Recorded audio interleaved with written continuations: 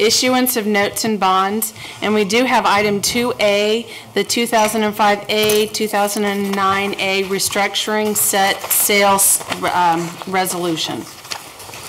Madam Mayor, I move the City Council approve a resolution authorizing the offering for sale of general obligation refunding bonds, Series 2010B of the City of Mission, Kansas. Second. Mrs. Crane? I was not able to be at the finance meeting last Wednesday. I was out of town. I went through my literature, and I then held a meeting this afternoon with Bruce Kimmel and Mike Scanlon regarding this, the concept of restructuring these bonds. As the timing issue evolves, I have total respect for Mike and for Bruce. I do, however, have some concerns about the level of market and development uncertainty, uncomfortability with the restructuring due to lack of economic stability, and I will probably put forth a motion to table this until we get more information. And I'm just wondering what the process would be and the advantage would be if this restructuring were delayed. The only risk that you have is if interest rates would go up. They're currently lower than what we issued the 2009 debt for. Given that we're at historic lows, 40-year lows, the chances of it going up significantly are probably reduced. But just understand that just like the stock market went down 200 points, I believe, yesterday, interest rates can change. The feeling is they're not going to change significantly. I think really probably the most important question or concern that I would have is you have to make a decision at some point, and knowing when that point is pretty important in terms of putting together next year's budget. Mrs. Kring, what I was wondering is there something that Mr. Kimmel can address your issues? No, I'm waiting to talk to Mr. Valenti. That's what I would like to hear from him. We have a meeting with him on Friday. I would like to hear more about what the scheduling is on the Gateway project. What I will tell you is, it is my opinion, and I think it was the majority of the opinion of the Finance Administration Committee, that this is a well thought out restructuring. We take advantage of timing, we take advantage of the low interest rates, and whether you are able to talk with a specific developer or not, Mrs. Kring, the thing that I like about, or the thing that makes a lot of sense for the city as it relates to the restructuring, is that from a cash flow standpoint and from a management standpoint, this restructuring makes sense whether the development at the Gateway or any other development for that matter ever takes place.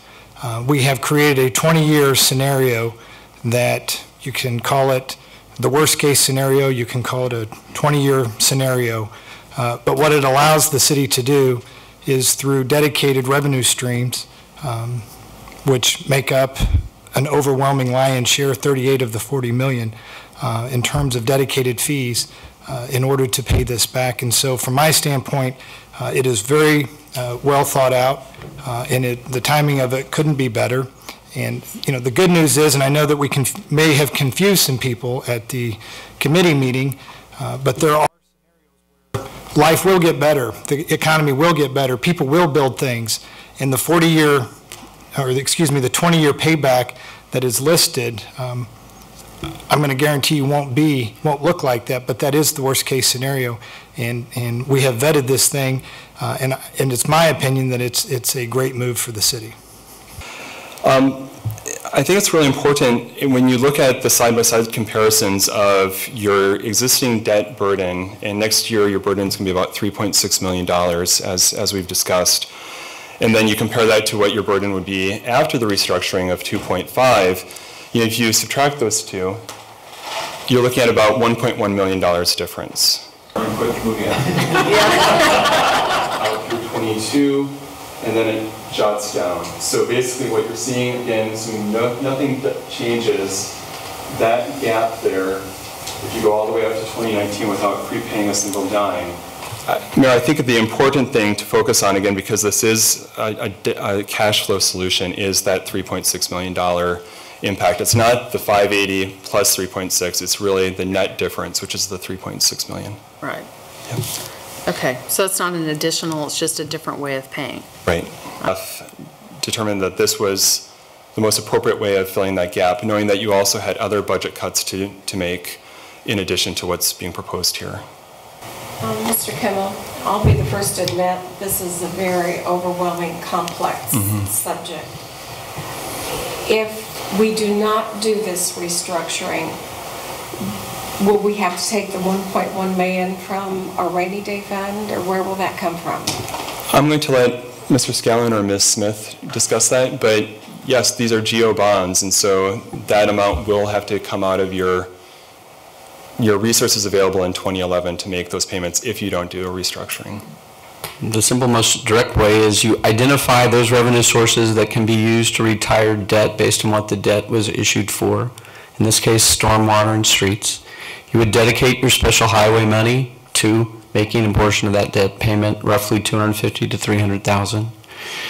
You would basically take all of your fund balances in general fund, as close to, it would be at zero, which would give you another $350,000 to $400,000, and you'd make the other up in savings that you'd have to find in the general fund. February, March of '09 was our concern, because we restructured in '09 with fear of the shovel-ready projects all coming to market to protect the fund balances of their community and causing a big increase in interest rates and not having put together a package to refinance soon enough. With the idea that as we went forward, we would buy some more time, in this case 18 months, 24 months, to see if something happens with the gateway. And what we came up with was, take the worst case, gateway never happens, what do we make it look like then? And should the gateway happen, only after you know what the worst case is, what effect does it have on it? And pick a point in time and how much effect you think it could have. And we picked a number about half of what the STAR bonds are approved for from the Secretary of Commerce. And we said 2014. So we put it out 4 years and we cut it in half to say what that net effect would be. So we made some tough decisions. We borrowed money. We made fixes. We made improvements. We made investments. And again, the worst case scenario, I can absolutely assure you, from a cash flow standpoint, we can make that work. But I'm also going to bet you right now, in front of all these people, in front of Bill Nichols' camera, that we're never going to get to the worst case scenario. Because Mission Crossings is going to get built, the gateway is going to get built, the economy is going to get better, and we are not going to, the worst case scenario will not be our worst case. What is the actual interest rate you're paying on your restructure? I didn't hear that anywhere.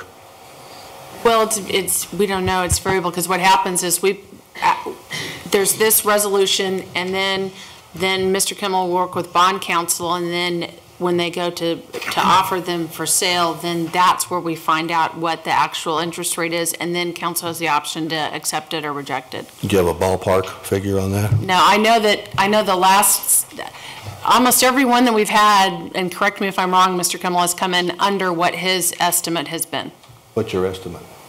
His estimate. You can say 4% for this. Let's say 4%. That's what you're referring to earlier in your... Right, that was the average. I wasn't sure when he said the 4%, what that was on the interest rate or the restructure. It was an average of like a high 3 to like 420, and so it averaged out to around. Thank you. Okay, I was shooting. Mr. Vandenberg. Can you explain to me how the Null project is being paid for? The Null project, when we get to the point of construction, and we're in the easement part, but you have to go out for a bid for construction, anticipated that we'd have a transportation utility fee. It anticipated that we would have reimbursement from CARS for 2 years. It anticipated that we'd have a payment from Prairie Village for their portion. And then what we were going to do is what we've done on a lot of projects where we issue temporary notes over a 2 or 3 year period, and we pay them back with both the resources and our transportation utility fee, special highway, unless you go this direction and that special highway money goes away from that total transportation pie. And over a course of 3 years, pay it off with temporary notes, which would then queue up Johnson Drive right after it. So if we issue temporary notes, and that looks like our debt service is going up, which would drop down our Moody's. Yes? Go ahead, Bruce. So Moody's would look at each of these things on their own, matching up revenues to expenditures, and seeing if they agree with the overall game plan. Our estimated cost? It's 5.6 million. 5.6 million.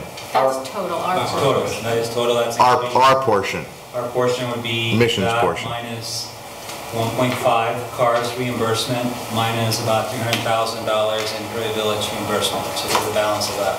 So 5.6 minus 1.8.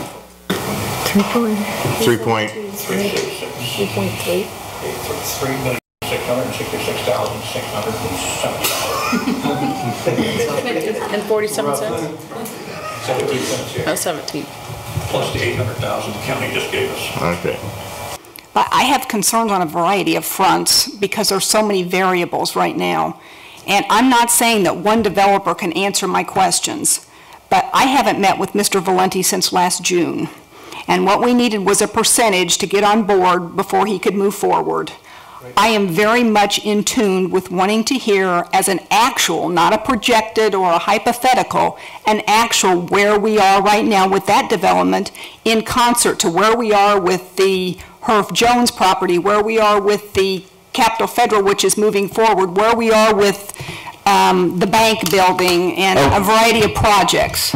I would like to have more time so we can see exactly what that would entail based on the timing of once they get the permit, once they get the building excavated, what the next steps are on that, what the Valenti property will be, what the bank building will be on Walmer and Johnson Drive, where we are on the Capitol Federal. It's those major projects. Some of them derive more revenue than other. Essex Place won't derive as much revenue because it's property tax and our property tax continues to go down. I understand that.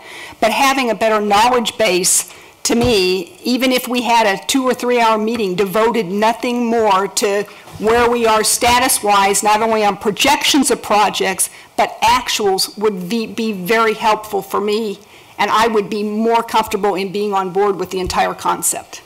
You know, it's just, everybody has a different level of expertise. And I just want to make sure that, you know, that's conveyed, that I certainly don't understand all of this restructuring at the same level as Mr. Kimmel or Mr. Scanlon. You know, I just do the best I can for Ward 3 and for my community and mission. And just a quick question, I think I've heard again and again tonight that this is the worst case scenario, that if nothing gets built, nothing changes. Correct. This is the best we could do. Well, then we can. This is the best option. Well, then we can, then we manage. Correct. We pay $3.6 million more than what we're paying now. If we don't make the payments. No, If we don't prepay the payments. Yeah. Correct. But this is the worst case scenario. Correct. We have no new development. Correct. We just took our current income streams and matched them up. So this is as conservative as it can be. Right. You're right. It would include all of our different revenue sources as they exist. To say that in a different way, this restructuring is not dependent on any redevelopment whatsoever, which I think is some of the questions that I've fielded not only before tonight, but tonight we've heard as well. It is not dependent on redevelopment, and for me personally, that's a very important part of this package. I don't think I could get to this point tonight with this package without knowing that. This is not dependent on Gateway or any other redevelopment. And if we do have any development, that's just icing on the cake. That's correct. All right. Any more discussion? Let's call the question. Andre? Aye. Footlick? Aye. Gibbs? Aye. Grossedere? aye. Kring? Nay. Shepherd? Aye. Vandenberg? Nay.